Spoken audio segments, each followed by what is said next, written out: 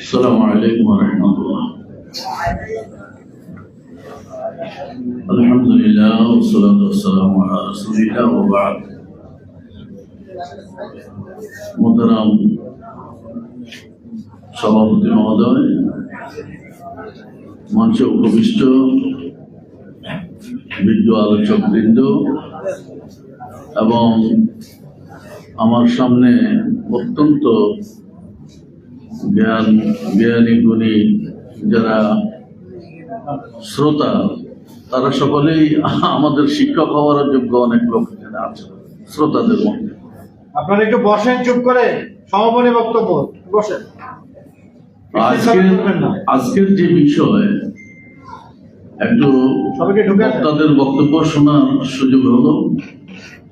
আমরা যারা মৌলানা মোহাম্মদ আব্দুর রহিম রহমতুল্লাহ আলাইহির ছাত্র, তার দার্সের ছাত্র, তার আন্দোলনের কর্মী এবং তার চিন্তাধারার সঙ্গে আমাদের জীবনকে আমরা একাত্ম করেছি যারা, তাদের আজকে অনেক দুঃখ কষ্ট নিয়ে বাঁচতে হচ্ছে। কারণ জাতি এবং মুসলিম উম্মার অবস্থা দেখে এই বাংলাদেশে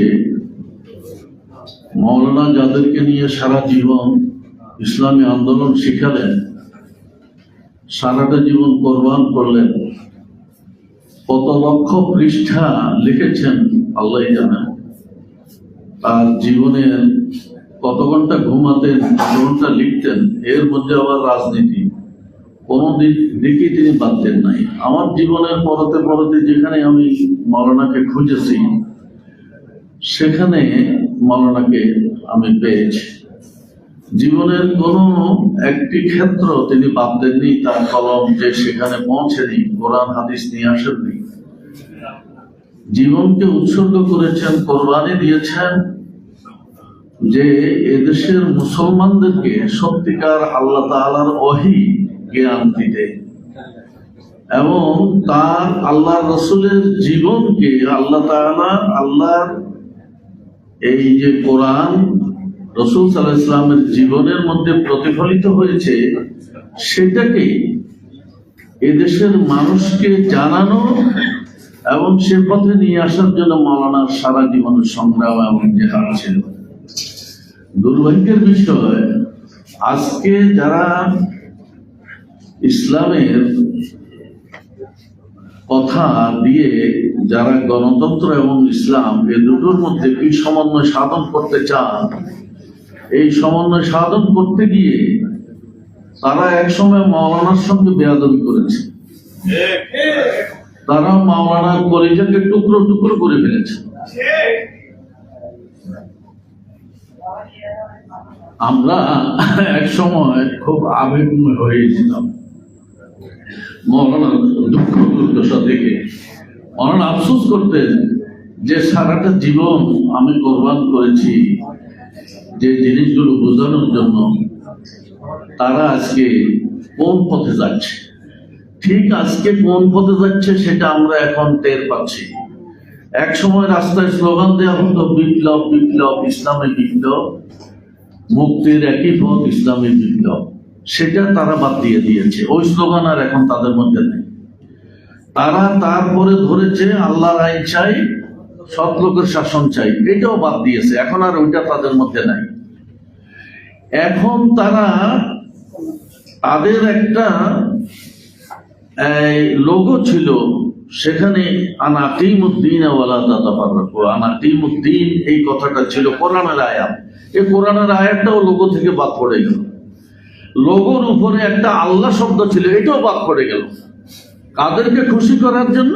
হয়তো আমেরিকাকে, বিশ্বের পরাশক্তি এবং যারা ধর্মনিরপেক্ষতাবাদী, যত সুবিধাবাদী আছে বিশ্বের, তারা জালেম হোক বা যেটাই হোক, তাদের সঙ্গে একটা আঁতাত করে যে কোনোভাবে ক্ষমতায় যাওয়া।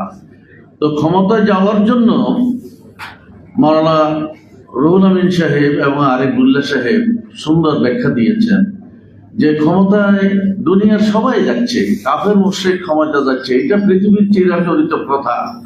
যে মারো কাটো ক্ষমতায় যাও কিছুদিন থেকে কিছু দুনিয়ার মজা ভোগ করে আবার চলে যাও। এটা তো ইসলাম তো এই জন্য আসে নাই। ইসলাম আসছে একটা জীবন ধারা, জীবন পদ্ধতি দেওয়ার জন্য। তো এই জীবন পদ্ধতি যখন তাদের মধ্যে তারা বাদ দিয়ে দিল, এখন যে কোনো কিছুর সাথে তারা একটা নিজেদেরকে সম্পৃক্ত করে দিচ্ছে, যে কোনো শক্তির সঙ্গে। তো মাওলানা বলেছেন বিপ্লবের কথা। আচ্ছা, ক্ষমতায় যদি ধরুন, ক্ষমতায় শেখ হাসিনা ছিল, এখন শেখ হাসিনাকে বাদ দেওয়ার জন্য একটা বিপ্লব হয়েছে, যদিও সেটা ইসলামের বিপ্লব নয়। বোঝা গেল যে যে কোনো একটা নমরুদি শক্তিকে, যে কোনো একটা ফেরাউনি শক্তিকে, অথবা যে কোনো একটা স্বৈরাচার ফ্যাসিবাদকে যদি বাদ দিতে হয় তাহলে একটা বিপ্লব দরকার। এখন আপনার আর আমার লক্ষ্য উদ্দেশ্য কি? যদি ইসলাম একটি জীবন বিধান পূর্ণাঙ্গ হয়, পূর্ণাঙ্গ জীবন বিধান হয়, এটাকে প্রতিষ্ঠিত করার জন্য তাহলে আমার একটা বিপ্লব দরকার। মাওলানা সেই বিপ্লবের কথাই বলেছেন যে পূর্ণাঙ্গ ইসলামী বিপ্লব ছাড়া কোনো মুক্তি নাই।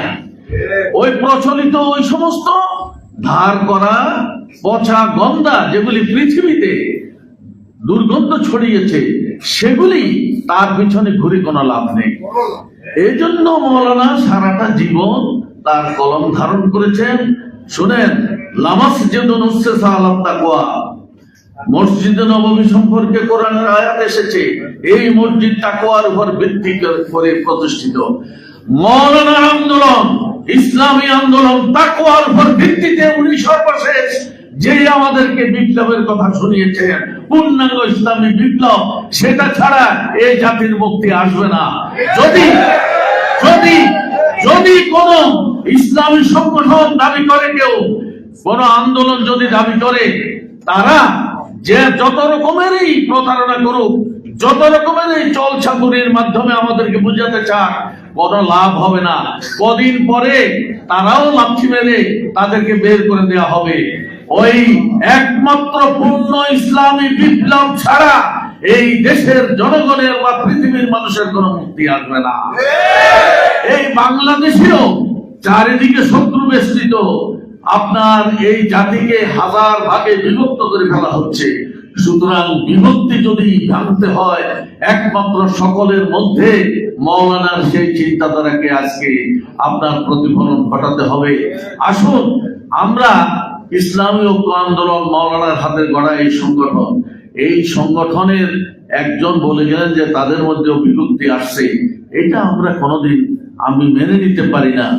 আপনারা যদি, আপনাদের যদি ইচ্ছা থাকে, আমরা যারা এটা চাই যে মাওলানার যে আমরা যারা তার ছাত্র, তার আন্দোলনের সাথে নিজেদেরকে সম্পৃক্ত করেছি, আমরা যারা ঐক্য চাই, আমি এবং আমার সাথে এরকম কেউ থাকলে তাদেরকে আহ্বান জানাবো যে ইসলামী ঐক্য আন্দোলনের মধ্যে এই বিভেদটা আমরা দূর করব ইনশাআল্লাহ, এবং সবাই মিলে ঐক্যবদ্ধভাবে আবার যেন আমরা ইসলামী ঐক্য আন্দোলনের পতাকায় আসতে পারি।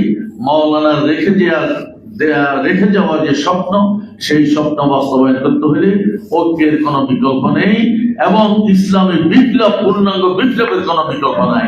আল্লাহ তাআলা আমাদেরকে এই পথের পথী, এই পথের একজন কর্মী, এই পথের একজন সংগ্রামী হিসেবে কবুল করুন। আমিন। আসসালামু আলাইকুম ওয়া রাহমাতুল্লাহ।